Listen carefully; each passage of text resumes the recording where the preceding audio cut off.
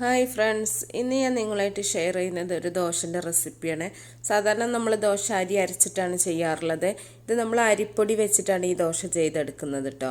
അതുകൊണ്ട് തന്നെ വളരെ പെട്ടെന്ന് ചെയ്യാൻ പറ്റും. അതുപോലെ തന്നെ നമ്മൾ അരി ഇല്ലാത്ത സമയത്ത്, അരി കുതിർക്കാൻ മറന്ന സമയത്തൊക്കെ ചെയ്യാൻ പറ്റുന്ന നല്ലൊരു റെസിപ്പിയാണ്. ഇനി നമ്മൾ അരിപ്പൊടി വെച്ചിട്ടാണെങ്കിൽ ഈ ദോശ നന്നായിട്ട് തന്നെ നമുക്ക് നല്ല ക്രിസ്പായിട്ട് തന്നെ നല്ല ടേസ്റ്റി ആയിട്ട് തന്നെ ഉണ്ടാക്കാനും പറ്റും. അപ്പോൾ ഈ ദോശ എങ്ങനെ ചെയ്യുന്നത് നോക്കാം. ആദ്യം തന്നെ ഞാൻ ഒരു കപ്പ് ഉഴുന്ന്, അതുപോലെ 1 ടീസ്പൂൺ ഉലുവയും കൂടെ ചേർത്തിട്ട് നന്നായിട്ട് കുതിർത്തെടുത്തിട്ടുള്ളതാണ്.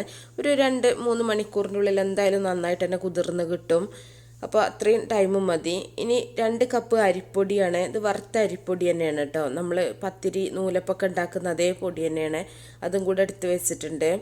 അപ്പോൾ പച്ച അരിപ്പൊടി അല്ല കേട്ടോ, വറുത്ത അരിപ്പൊടി തന്നെയാണ്. ഇതിലേക്ക് നമ്മൾ വെള്ളം ചേർത്തിട്ട് നന്നായിട്ട് നമുക്കിതൊന്ന് കലക്കിയെടുക്കാം. അപ്പോൾ ഒരുപാട് ലൂസാക്കാണ്ട് കലക്കിയെടുക്കുക കേട്ടോ. കുറച്ച് കട്ടിയായിട്ട് തന്നെ കലക്കിയെടുക്കണം. അപ്പോൾ കുറേശ്ശെ വെള്ളം ഒഴിച്ചിട്ട് നമുക്ക് നോക്കാം.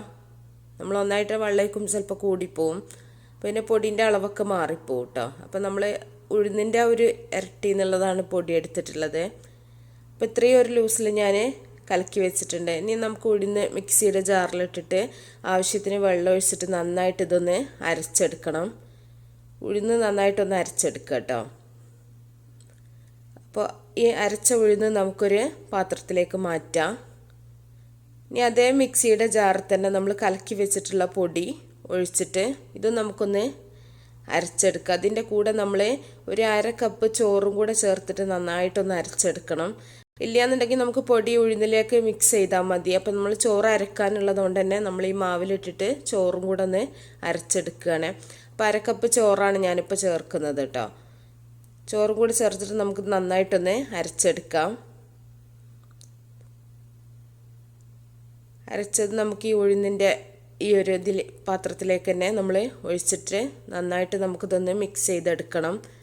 അപ്പോൾ ഞാൻ ദോശൻ്റെ ബാറ്റർ ആയതുകൊണ്ട് തന്നെ ഇഡലിൻ്റെ അത്രയും കട്ടിയിലല്ല കേട്ടോ ഈ ബാറ്റർ. ഇനി ആവശ്യത്തിന് ഉപ്പും കൂടെ ഇട്ട് കൊടുത്തിട്ട് നമുക്കിത് നന്നായിട്ടൊന്ന് ഇളക്കി മിക്സ് ചെയ്യാം.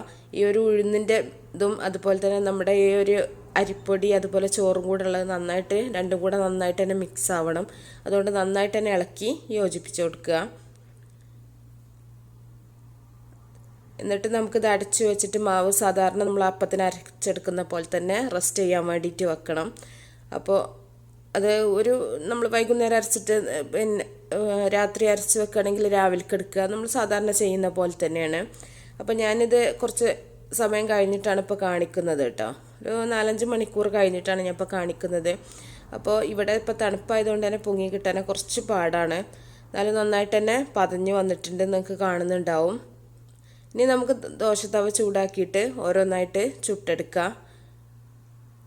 ഇപ്പോൾ കൂടുതൽ സമയം വെക്കുകയാണെങ്കിൽ പുളിച്ച് പൊങ്ങണം എന്നൊക്കെ ഉണ്ടെങ്കിൽ അതുപോലെ നിങ്ങൾ ചെയ്യുക കേട്ടോ. പുളിപ്പ് ഇഷ്ടമില്ലാത്തവരാണെങ്കിൽ ഒന്ന് കുറച്ച് പൊങ്ങി കഴിഞ്ഞാൽ നമുക്കിത് സാധാരണ ഇതിൽ ചുട്ടെടുക്കാൻ പറ്റും.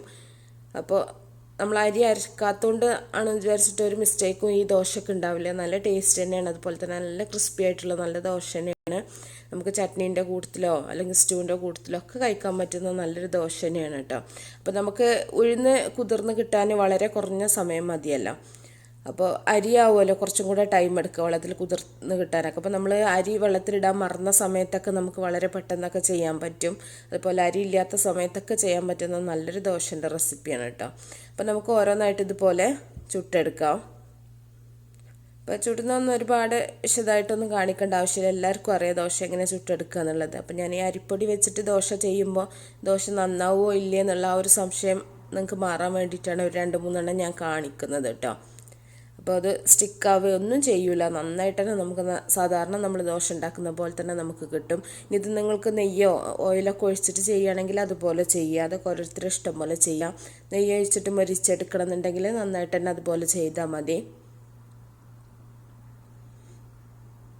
അപ്പോൾ ഞാൻ ബാക്കിയുള്ള മാവും കൂടെ ഞാൻ അതുപോലെ ചുട്ടെടുക്കുന്നുണ്ട്. അപ്പോൾ നല്ല ക്രിസ്പായിട്ടുള്ള നല്ല ദോശ തന്നെയാണ്. ചൂടോട് കൂടി കഴിക്കാൻ പറ്റുന്ന നല്ല ദോശ തന്നെയാണ്. അപ്പോൾ എല്ലാവരും ഒരു പ്രാവശ്യമെങ്കിലൊക്കെ ഉണ്ടാക്കി നോക്കുക കേട്ടോ.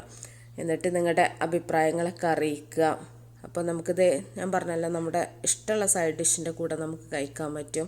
അപ്പോൾ എന്നിട്ട് നിങ്ങൾക്ക് ഇഷ്ടപ്പെടുകയാണെന്നുണ്ടെങ്കിൽ നിങ്ങൾ ലൈക്ക് ചെയ്യണം. അതുപോലെ നിങ്ങൾക്ക് യൂസ്ഫുള്ളായി തോന്നുന്നുണ്ട് എന്നുണ്ടെങ്കിൽ നിങ്ങൾക്ക് ഷെയർ ചെയ്യാം. അപ്പോൾ നല്ല നല്ല റെസിപ്പികളൊക്കെ ആയിട്ട് നമുക്ക് അടുത്തൊരു വീഡിയോയിൽ കാണാം. Okay, by.